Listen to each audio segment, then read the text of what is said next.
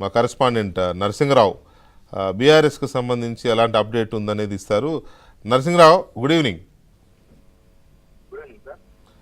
నరసింగరావు, ఇప్పటి వరకు ఎంతమంది వెళ్ళారు, ఎంతమంది రేవంత్ రెడ్డి గారి గడప దాకా వెళ్ళున్నారు, ఇంకొంతమంది బయలుదేరి దారిలో ఎంతమంది ఉన్నారు, బయలుదేరాల్సిన వాళ్ళు ఎంతమంది ఉన్నారు?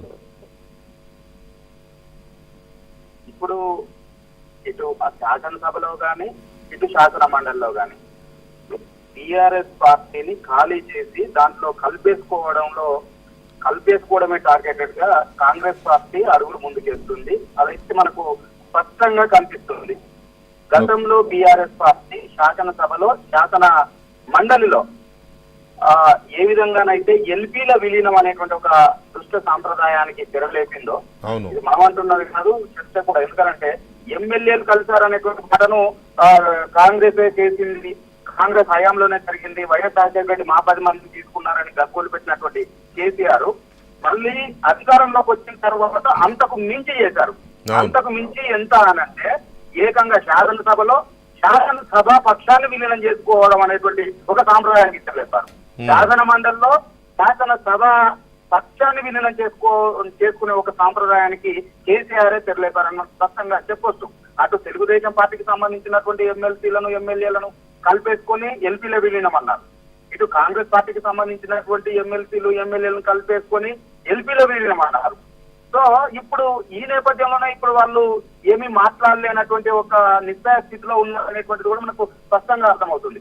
అయితే గతంలో ఏ విధంగానైతే కేసీఆర్ బీఆర్ఎస్ పార్టీ చేసిందో ఇప్పుడు అదే దోవలో కాంగ్రెస్ పార్టీ కూడా నడుస్తుంది. ఎందుకంటే కాంగ్రెస్ పార్టీ కూడా నిజానికి బీఆర్ఎస్ పార్టీ ఫస్ట్ టైం వచ్చినప్పుడు చాలా వరకు పెద్ద వ్యతిరేకత అనేటువంటి రాలేదు. కానీ సెకండ్ టైం 2018లో అధికారంలోకి పోయి 88 మంది ఎమ్మెల్యేలతో బంపర్ మెజార్టీతో అధికారంలోకి వచ్చిన తర్వాత కూడా ఎల్పీల విధంగా చేసుకున్న తర్వాత తీవ్రమైనటువంటి వ్యతిరేకమైనటువంటి ఇప్పుడు మనకున్న క్లియర్ ఇన్ఫర్మేషన్ ప్రకారం వెళ్ళిన వాళ్ళు 5-6 వెళ్ళినారు కదా, ఇంకెంతమంది వెళ్ళిపోయే అవకాశం ఉంది బీఆర్ఎస్ నుంచి?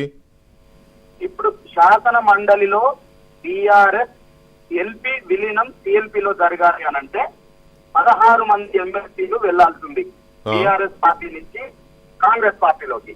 సో ఇప్పటి వరకు 8 మంది వెళ్ళిపోయారు. ఇంకొకరు చల్లా వెంకటరామరెడ్డి నిన్న కలిశారు సీఎం రేవంత్ రెడ్డి, ఆయనతో కలిస్తే 9 మంది అవుతున్నారు.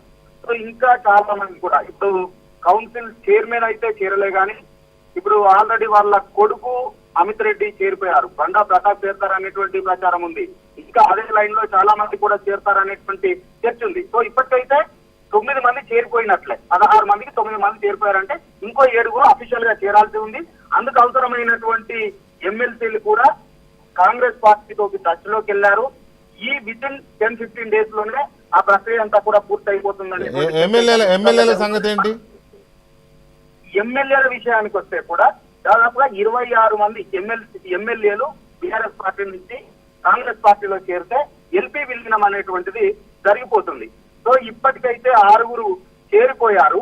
ఇంకా చాలా మంది కాంగ్రెస్ పార్టీ నుంచి టచ్ లో ఉన్నారు. సీఎం రేవంత్ రెడ్డిని స్వయంగా మన రాజేంద్ర నగర్ ఎమ్మెల్యే కలుస్తున్నారు. మెదక్ జిల్లాకు సంబంధించినటువంటి 4 ఎమ్మెల్యేలు కలిసి ఉన్నారు. ఇది తెర ముందు కలిసినటువంటి వాళ్ళు. ఇంకా తెర వెనుక కూడా చాలా మంది కలిసారనేటువంటి చర్చ జరుగుతుంది. ప్రస్తుతానికైతే 26 మందిలో 6 చేరిపోయారు. ఇంక 20 మంది చేరితే టీఆర్ఎస్. సో ఇప్పటి వరకు మీకున్న సమాచారం మేరకు ఇటు అసెంబ్లీలో కానీ అటు కౌన్సిల్లో కానీ ప్రధాన ప్రతిపక్షం అనేది లేకుండా పోయే అవకాశాలే ఎక్కువ ఉన్నాయి, అంతే కదా? ఖచ్చితంగా అవును.